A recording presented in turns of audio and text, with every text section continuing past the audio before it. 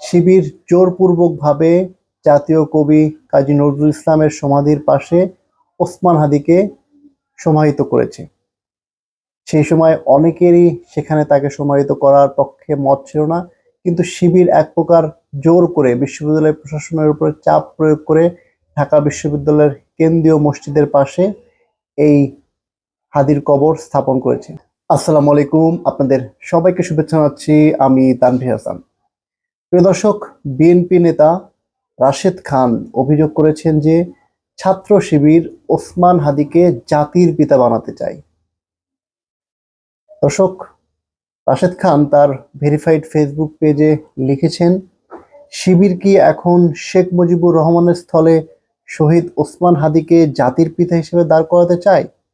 প্রকৃতপক্ষে শিবির শেখ মুজিবুর রহমান থেকে শহীদ ওসমান হাদিকে বড় করতে গিয়ে শেখ মুজিবুর রহমানকে জাতির কাছে প্রাসঙ্গিক করে তুলছেন আর ওসমান হাদিকে হালকা করছে।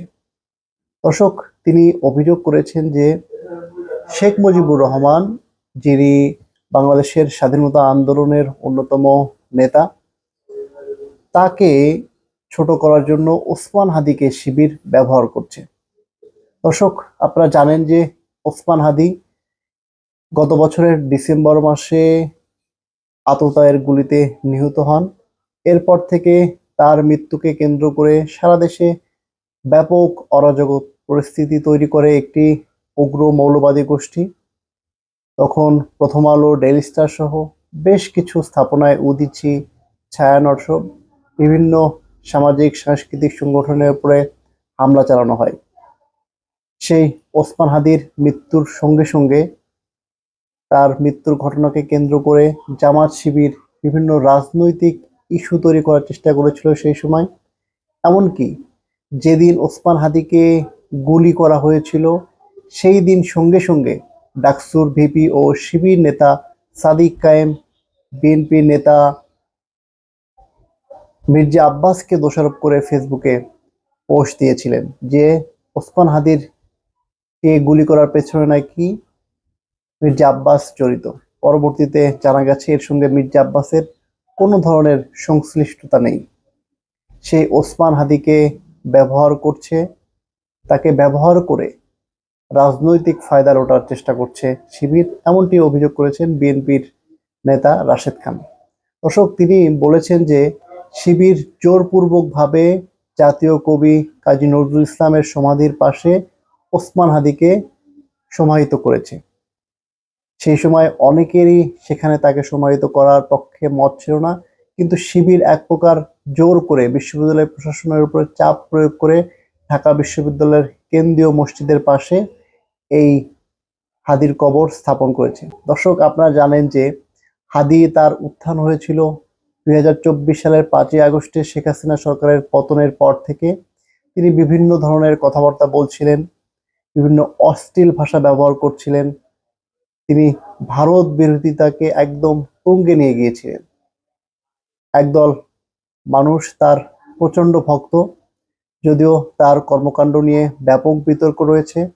তিনি রাজনীতিতে অশ্লীল ভাষার প্রয়োগ করেছেন এবং তিনি তার প্রতিপক্ষ রাজনৈতিক শক্তিকে কোনো ধরনের সম্মান করেন না বলে তার বিরুদ্ধে অভিযোগ ছিল। তিনি আততায়ের গুলিতে নিহত হয়েছেন। তার আত্মার মাগফিরাত আমরাও কামনা করছি। রাশেদ খান আরো তার পোস্টে বলেছেন যে সাদিক কায়েম ও এস এম ফরহাদরা যে সময় ক্যাম্পাসে জয় বাংলা জয় বঙ্গবন্ধু স্লোগান দিয়েছে, তখনও শেখ মুজিব ফ্যাসিবাদের আইকন ছিল, এখনো ফ্যাসিবাদের আইকন। শেখ মুজিবকে ফ্যাসিবাদের আইকন জানার পরেও তার নামে তারা কেন স্লোগান দিয়েছিল?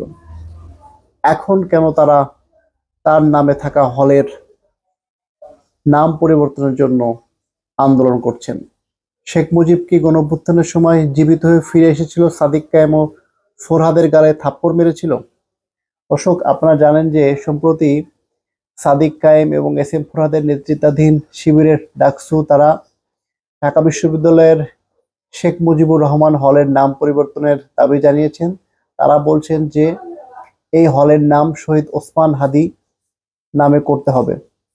ওসমান হাদি ইতিমধ্যে হলের যে ব্যানার ছিল সেখান থেকে শেখ মুজিবুর রহমানের নাম মুছিয়ে দেওয়া হয়েছে, সেখানে ওসমান হাদির নাম যুক্ত করা হয়েছে।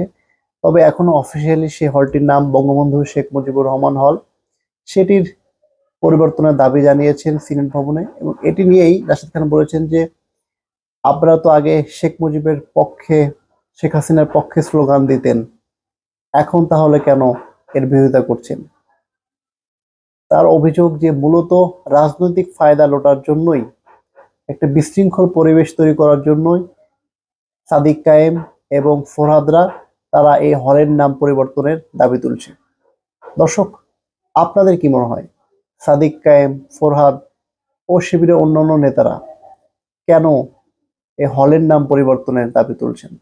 আপনাদের গুরুত্বপূর্ণ মতামত আমাদের কমেন্ট সেকশনে জানান। ধন্যবাদ।